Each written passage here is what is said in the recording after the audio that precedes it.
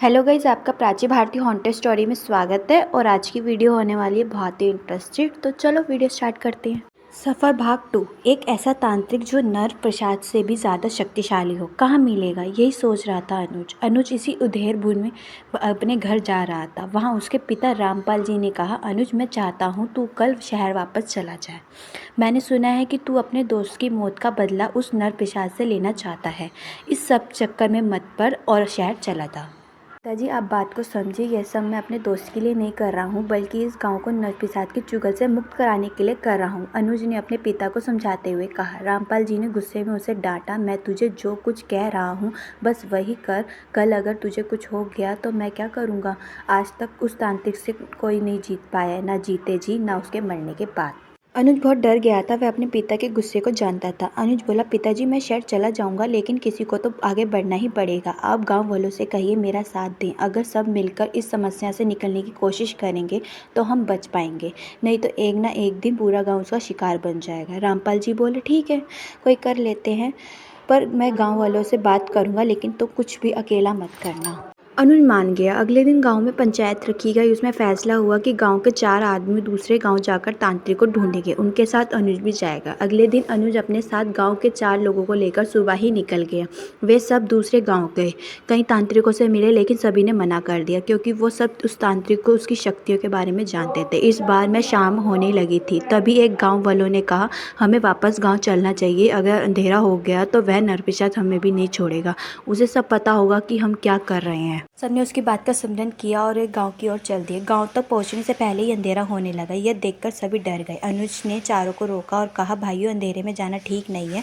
मैं पहले ही अपना दोस्त खो चुका हूं, हम यहाँ किसी धर्मशाला में रुक जाते हैं। चारों गाँव वाले भी डर हुए थे। वह मान गए। सभी वापस मुड़ गए, लेकिन तभी उन्हें किसी के रोने की आवाज़ सुनाई दी। अनुज पीछे मुड़कर जाना चाहता था, तभी एक गाँव वाले ने उसे कहा, ऐसी गलती मत करना, उसी नरपिशाच की चाल है। पीछे मुड़कर देखा तो वो तुम्हें भी अपनी ओर बुला लेगा। अनुज सावधान हो गया और वापस चलने लगा। तभी उससे कानों में आवाज़ पड़ी, रुक जा दोस्त, इतने साल की दोस्ती अब दोस्ती को अकेला छोड़कर जा रहा है। यह नरपिशाच मुझे रोज़ मारता है, मुझे बचा ले। अनुज पीछे मुड़ा और देखा, एक खेत की पगड़ी पर उसका दोस्त राहुल खड़ा रो रहा है।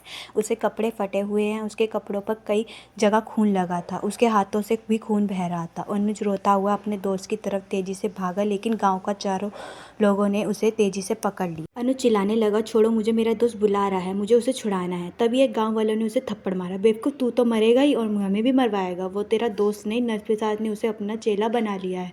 वह अब तेरा दोस्त नहीं है, नरपिशाच ना डालेगा हम सबको।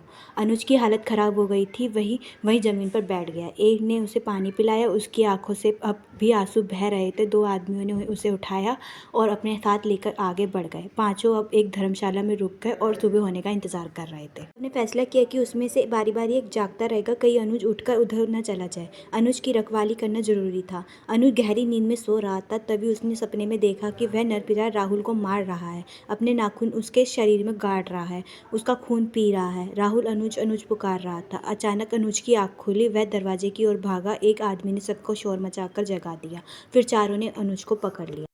तभी ऊपर सीढ़ियों से गरुड़ कपड़े पहने एक साधु बाबा नीचे आए। उन्होंने अनुज के ऊपर गंगाजल की छींटे मारी। अनुज शांत हो गया, वह अब बेहोश सा होने लगा था। 2 आदमी उसे पकड़कर कमरे के अंदर ले गए। साधु बाबा के पूछने पर बाकी दोनों आदमियों ने सारी बात बता दी। उन्होंने कहा, इसे कल साथ में लेकर मेरे आश्रम में आना। सुबह जब अनुज की आँख खुली तो चारों आदमी उसे लेकर साधु बाबा के आश्रम में पहुंच गए। अनुज से बाबा ने अकेले में बात की और उसे गांव में जाने के लिए कहा। बाबा से मिलकर अनुज और चारों आदमी गांव में पहुंच गए। वहां जाकर अनुज ने मुखिया से कहा, मुखिया जी, साधु बाबा गांव में आएंगे और वहां हवन पूजन करके उसी तांत्रिक को मुक्ति दिलाएंगे। साथ उन्होंने कहा, आज तक जितने भी लोग उसका शिकार हुए हैं वे उन्हें भी मुक्ति दिलाएंगे। मुखिया जी बहुत खुश हुए और वे बोले, अगर ऐसा हो जाए हमारे गाँव का कल्याण हो जाएगा। बेटा तुमने बहुत अच्छा काम किया है, अपनी जान पर खेलकर इस गांव को बचाने की कोशिश की है। 2 दिन बाद साधु बाबा गांव पहुंचे। उनके साथ उनके कुछ शिष्य भी थे। उन्होंने गांव में हवन करना शुरू किया। उन्होंने उस दरवाजे को खोलने के लिए कहा। दरवाजा खोल दिया गया। तभी दरवाजे से बहुत भयानक आवाज़ें आने लगी। रात का समय था। बहुत तेजी से एक साया उस दरवाजे पर आया। उसके मुंह से भयानक आवाज़ें निकल रही थी। साधु बाबा ने उसे मंत्रों से बांधकर हवन कुंड के पास बुलाया। साधु बाबा की शक्ति के सामने उस नरपिशाच की शक्ति कम पड़ गई थी। बुराई पर अच्छाई की जीत हो रही है। कुछ ही देर में उसकी आत्मा को मुक्ति मिल गई। गांव में खुशी की लहर दौड़ गई। साधु बाबा ने खेतों में जाकर गंगा जल छिड़का, साथ ही गांव वाले अभी अपने अपने खेत में पहुंचे। इसके बाद साधु बाबा ने गांव की सीमा पर जाकर एक बड़ी सी कील मंत्र सिद्ध करके मुखिया जी की दे दिया। कहा, इसे यहाँ गाड़ दो, आज के बाद कोई भी बुरी शक्ति गांव में प्रवेश नहीं कर सकेगी। इस तरह गांव वाले को उस नरपिशाच से मुक्ति मिल गई। गाइस, वीडियो अच्छी लगी हो तो लाइक, कमेंट, शेयर और सब्सक्राइब जरूर करें।